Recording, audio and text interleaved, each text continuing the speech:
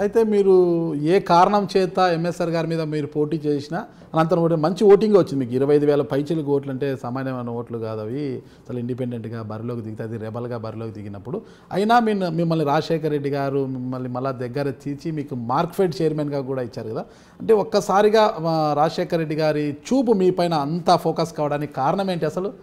1999లో నేను ఎన్ఎస్సీ అధ్యక్షుని అపాయింట్ అయినా. ఆనాడు నన్ను తీసుకుని మా రాజకీయ గురు చొక్కరావు గారు అని చెప్పిన చొక్కరావు గారు నన్ను రాజశేఖర రెడ్డి గారికి తీసుకెళ్లే వ్యక్తి. రాజశేఖర రెడ్డి గారు నేను 99లో ఎన్ఎస్సీ అధ్యక్షుని అయిన తర్వాత నేను రాజశేఖర రెడ్డి గారిని ఈ ఫలానా యూనివర్సిటీకి తీసుకుపోలేదనేది ఏం లేదయ్యా. విద్యార్థులను ప్రభుత్వానికి వ్యతిరేకంగా ఇలా రాజశేఖర రెడ్డి గారి దగ్గర రవిచంద్రన్ ఉంటారు కదా, రవిచంద్రన్ అడిగారు చెప్తాడు 2004 ప్రభుత్వంలో రావడంలో విద్యార్థి నాయకుడిగా నాది కూడా ఒక 1% అన్న కంట్రిబ్యూషన్ ఉంటుంది. 1% అంటే చిన్న విషయం కాదు. నేను లిస్ట్ అంటే నేను ఆ రోజు విద్యార్థి సంఘాలను సమీకరించుకొని ఐక్య విద్యార్థి ఉద్యమ వేదికగా ఏఎస్ఎఫ్, ఎస్ఎఫ్ఐ, పీడిఎస్యు, ఏఐడిఎస్ అన్ని విద్యార్థి సంఘాలను కలుపుకొని రాష్ట్రం మొత్తము చంద్రబాబు నాయుడుకి వ్యతిరేకంగా ఒక నిర్మాణాత్మక పోరాటం చేసిన రాజశేఖర రెడ్డి సాబ్ ఆశ్చర్యపోయేటటువంటి వాడు. ఆ రోజున చాలా గట్టిగా నా ప్రసంగం విద్యార్థి అంశాల మీద అనర్గళంగా నేను స్టూడెంట్స్ యూనియన్ లీడర్. నేను సరే బేసికల్గా చిన్నప్పటి తెలుగు మీడియం కాబట్టి తెలుగును డెఫినెట్లీ డామినేట్ చేయగలుగుతాం, ఇంగ్లీష్ అంత డామినేట్ చేయడం కావచ్చు, హిందీ తెలంగాణ బిడ్డ హిందీ కూడా అంత డామినేట్ చేయగలుగుతాం.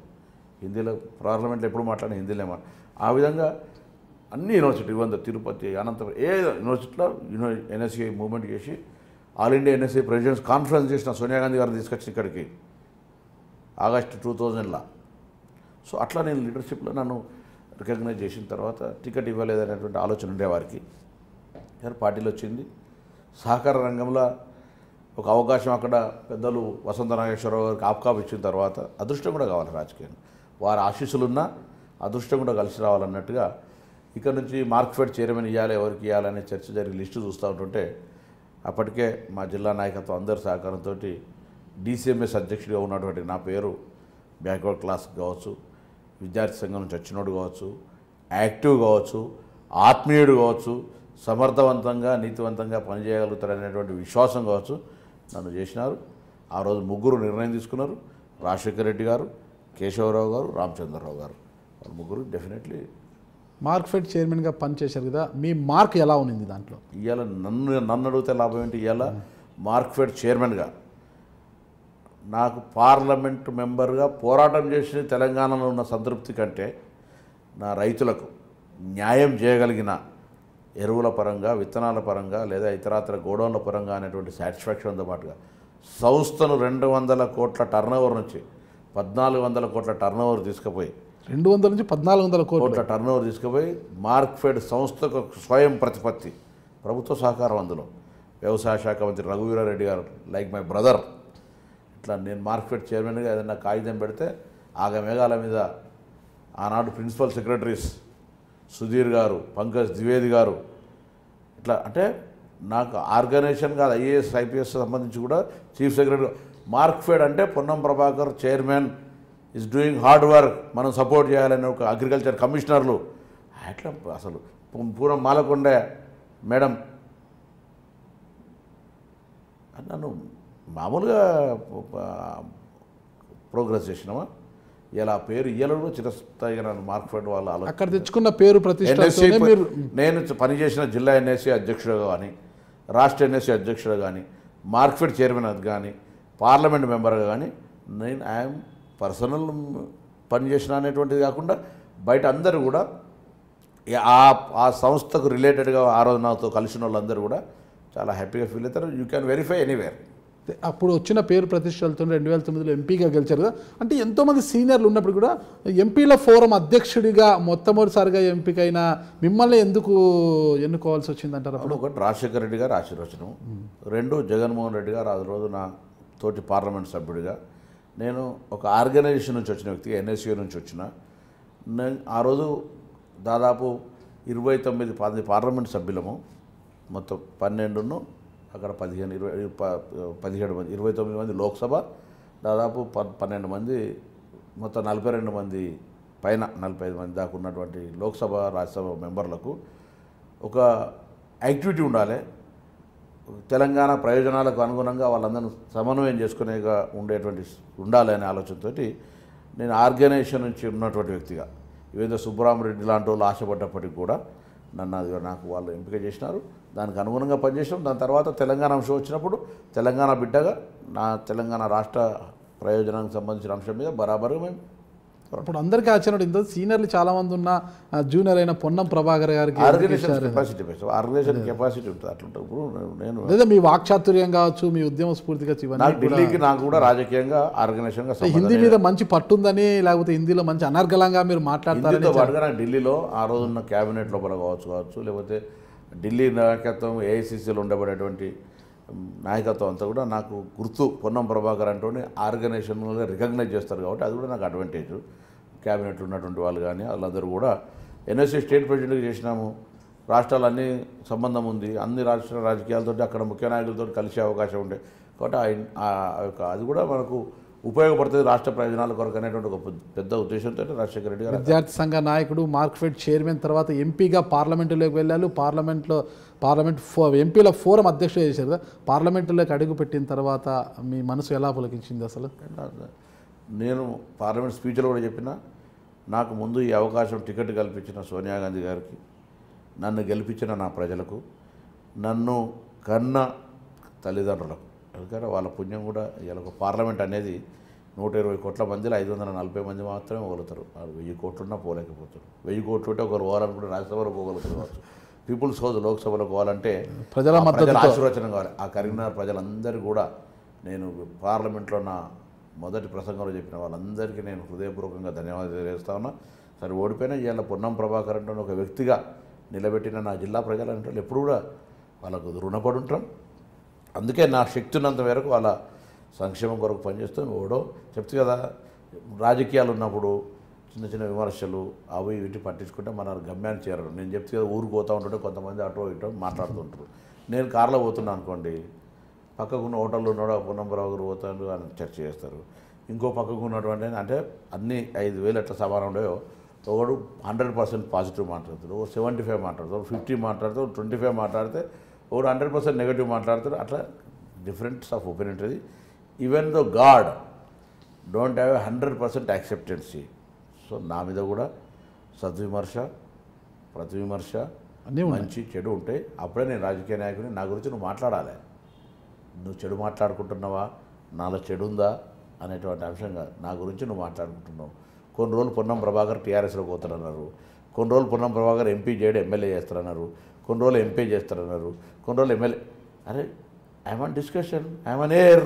సో మిమ్మల్ని గెలిపించి పార్లమెంటు పంపించిన మీ ప్రజల రుణం తీర్చుకోవడానికి పార్లమెంటులో మొదటి స్పీచ్లో కరీంనగర్లోని ఏ సమస్య గురించి మీరు ప్రస్తావించారు అసలు? కరీంనగర్కు సంబంధించి ముఖ్యంగా తెలంగాణ జిల్లాల లోపల లేదా దేశవ్యాప్తంగా ఉండబడేటువంటి, ఉదాహరణకు రైల్వే మంత్రి బీహార్ అయితే బీహార్ డెవలప్మెంట్ అవుతుంది, యూపీ అయితే యూపీ పోతా ఉన్నది. ఇది జాతీయ ప్రభుత్వం అట్లా చేయొద్దు.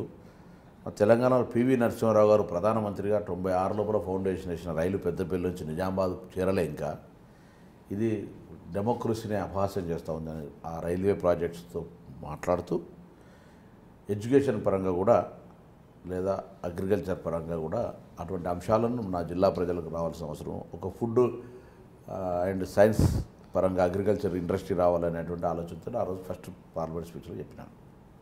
అది బాగా ఈరోజు నిజామాబాద్ దాకా రైల్వే అయింది.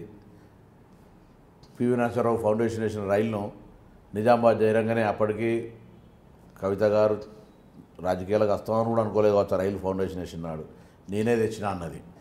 నేను చెప్పిన, అమ్మ నువ్వు ఎంపీ అయ్యే నాటికే అక్కడ ఆర్మూర్ దాటిపోయింది రైలు, కంప్లీట్ అయినాక నువ్వు పేరు చెప్పుకుంటే ఇది మంచిది కాదు. అప్పటికే నేను కరీంనగర్ తిరుపతి రైలు స్టార్ట్ చేసినాం. అట్లా ఆ రైల్వే లైన్కి సంబంధించి కరీంనగర్ నుంచి ఒక రైలు ఇచ్చినటువంటి అంశం గొప్ప విషయం. పవన్ కుమార్ బన్సాల్, మల్లికార్జున ఖార్గే, దాని తర్వాత మమతా బెనర్జీ ఉండ్రి. నాకు జమ్మికుంటామని కరీంనగర్ రైల్వే స్టేషన్లో వస్తాయి.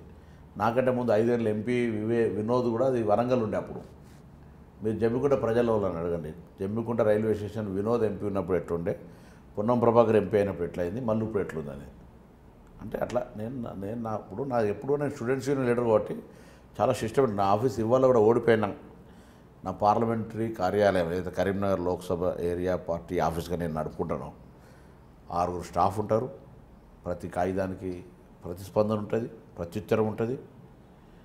చాలా సిస్టమేటిక్. మీరు ఎప్పుడైనా ఒక లెటర్ రాసి చూడండి, మళ్ళీ ఇట్లా జవాబు ఉంటుంది. కేసీఆర్ గారు ఇచ్చిన హామీలు కావచ్చు, ఏదైనా కావచ్చు, 2014 ఎన్నికల్లో ప్రజలు మీకు వ్యతిరేకంగా ఓటు వేశారు. అయితే ప్రతిపక్షంలో కూర్చున్నా మీ పోరాట పటిమ తగ్గలేదు, నేను ప్రజల పక్షాన్ని నిలబడి పోరాటాలు చేస్తున్నా, ప్రభుత్వ వ్యతిరేకతను ఎప్పటికప్పుడు నేను చాటి చెప్పుతూనే ఉన్నాను అని చెప్తున్నారు. అంతేమంది 2019లో మళ్ళీ మీకు అవకాశం వచ్చి ఎంపీ అయితే ఇప్పుడు కరీంనగర్లో ఏదైతే మీరు ఆశించిన అభివృద్ధి గతంలో ఉందో అది ఇప్పటికీ జరగలేదని భావిస్తున్నారు. అలాంటి అభివృద్ధి ఇంకా ఏం సాధించాలని చూస్తున్నారు? ఇంకా మీ విజన్ ఏమేమి ఉందంటే మీ పార్లమెంటు పరిధిలో ఏ నియోజకవర్గంలో ఏం అభివృద్ధి సాధించాలి, మళ్ళీ ఒకసారి అవకాశం ఇస్తే అసలు ఇక ప్రజలు మర్చిపోలేని రీతిలో ఎలాంటి అభివృద్ధి సాధించాలనుకుంటున్నారు? కరీంనగర్ పరంగా పార్లమెంటు సభ్యుడు తప్పకుండా అయితాను, నన్ను నా ప్రజలు గెలిపిస్తారనేటువంటి 100% విశ్వాసం ఉంది.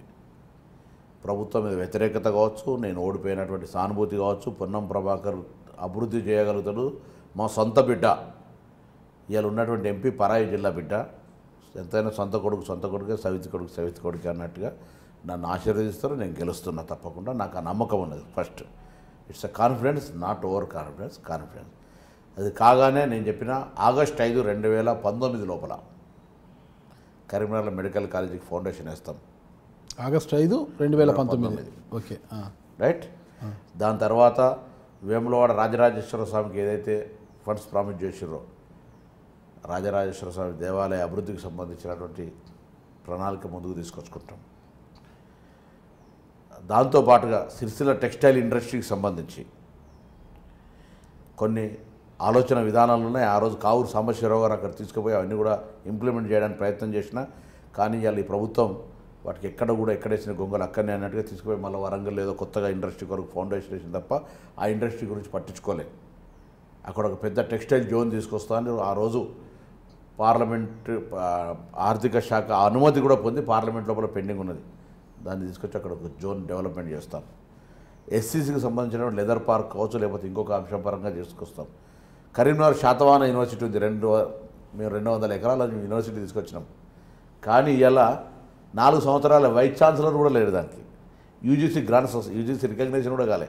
అటువంటి యూనివర్సిటీని బతికించి ఆ యూనివర్సిటీ పరంగా ఒక ఇంజనీరింగ్ కాలేజ్ ఆనాడే మేము టెక్నికల్ బోర్డుగా శాంక్షన్ చేసినాం, కానీ ప్రభుత్వం పట్టించుకోలేదు. ఇంజనీరింగ్ కాలేజీ తీసుకొస్తాం. This is my assurances to Karimnagar people. Karimnagar నుంచి షిరిడీకి రైలు తీసుకుపోతాం వయా నిజామాబాద్. ఇవి నా హామీలు. దీంతో పాటుగా కరీంనగర్ హసన్పర్తికి సంబంధించిన రైలు ఆనాడు నేనున్నప్పుడు కొంచెం ప్రోగ్రెస్ ఉండే. ఈ 4.5 సంవత్సరాలుగా ఎక్కడేసిన గొంగలు అక్కనే ఉంది. అది తీసుకోవడంతో పాటుగా ఇరిగేషన్ పరంగా ఇలా అది ప్రాణహిత చెవెళ్ళ లేదా కాళేశ్వరం పేరు మార్చుకున్న ఆ ప్రయోజనాలన్నీ 100% నా నియోజకవర్గానికి అందాల్సినటువంటి పరిస్థితుల్లో టీఆర్ఎస్ ప్రభుత్వం కేసీఆర్ గారు వచ్చిన తర్వాత మమ్మల్ని దాటేసి మాకు ఇవ్వకుండా సిద్దిపేట ప్రాంతానికి అక్కడ ఎత్తుకపోయేటువంటి ప్రయత్నం చేస్తుండ్రు. అది నేను తప్పకుండా నా ప్రాంతానికి ముందు రైతాంగానికి నీరు వాళ్ళకి ఇవ్వద్దంటలే, కానీ నన్ను ఇగ్నోర్ చేస్తే నేను ఊరుకోను. వారితో పాటు మీకు కూడా నాకు ఇచ్చి న్యాయం చేయాలి. నా బాటా నాకు ఇచ్చి ఆ ప్రణాళిక ప్రకారంగా నాకు కూడా అమలు చేసి వాళ్ళకు కూడా తీసుకెళ్ళండి, ఏం ఇష్యూ లేదు అనేటువంటి విధంగా నా రైతాంగానికి నేను డెఫినెట్లీ